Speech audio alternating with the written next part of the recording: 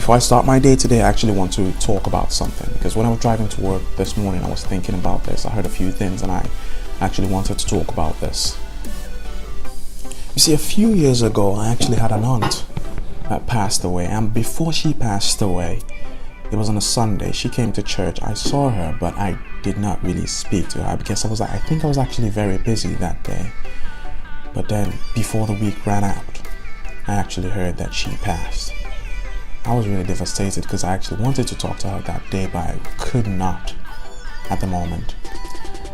But it got me thinking. So many questions came into my mind that day while I was actually sad. So many questions came into my mind, like, did she live life to the fullest? She was very young. I think in her 30s or so. But she was very, very young. So those questions came to my mind, like, did she live her purpose? Did she actually live life to the fullest? Because there are people who would live a very short life, but within that period of time, they achieve every single thing that they were meant to do here on earth. And there are people who can live here for 90 years and still not know why they're here. Pretty much, I think what they call them is walking cops. They were dead a long time ago. Now, when they die, during that time that they're old, it just becomes official.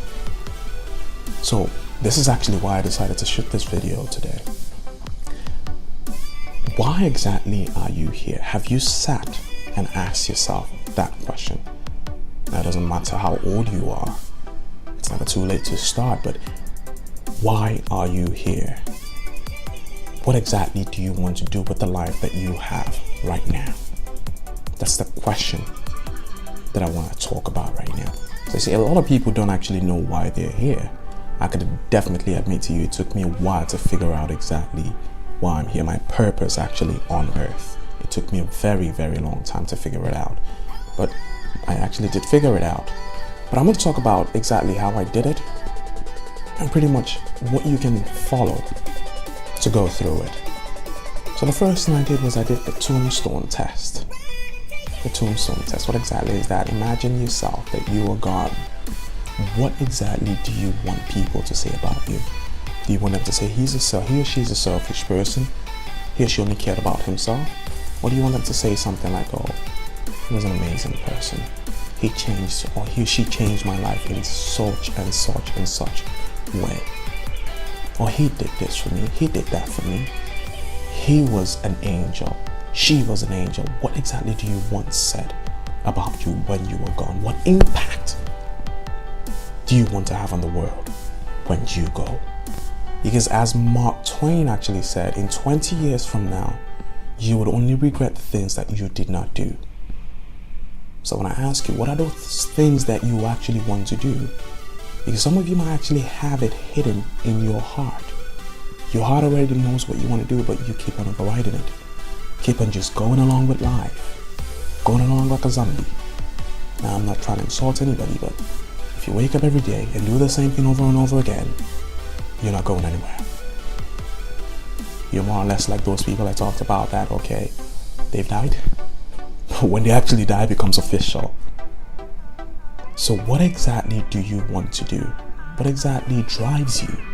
Now, the moment you actually do that tombstone test and you know what exactly you want said, what you want to do, or you might not know what you want to do, but you might actually have an idea of what you want people to say about you when you're gone. Now, what I would say to do is go try out things, go do different things, even things that scare you. Because I can definitely admit to you that what I fancy doing right now usually used to scare the living daylight out of me.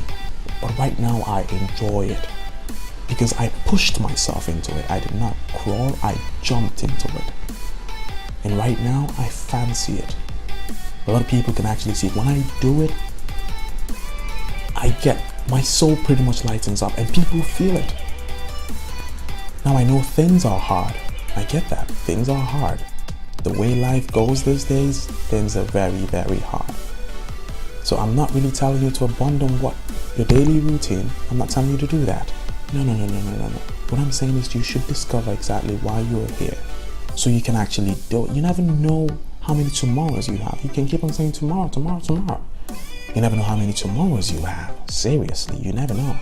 Like in To Kill a Mockingbird, I believe the author said something about you never really understand a person until you see things from their point of view, or pretty much until you climb or walk in their skin.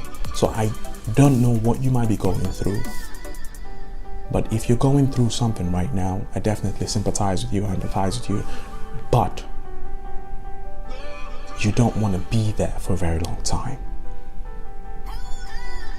Try to make ways to actually get out of that position and then find your purpose.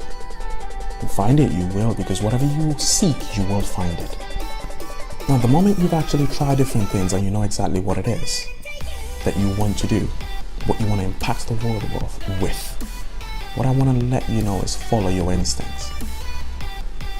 So you're always going to be thinking about it. Because our Nightingale girl actually said, we become what we think about. So if you know what you want to do, think about it. Keep on putting it in your mind, in the screen of your mind. And then because ideas will come and how you can actually achieve that. So by the time ideas actually come, follow your instincts. Do not go aside. Do not say tomorrow. Follow it. That instinct, follow it. Doing every single one of that, you can actually become the CEO of your life. Do not let life push you around. Do not let life manage you. You manage your life. You be the CEO of your life. Peace.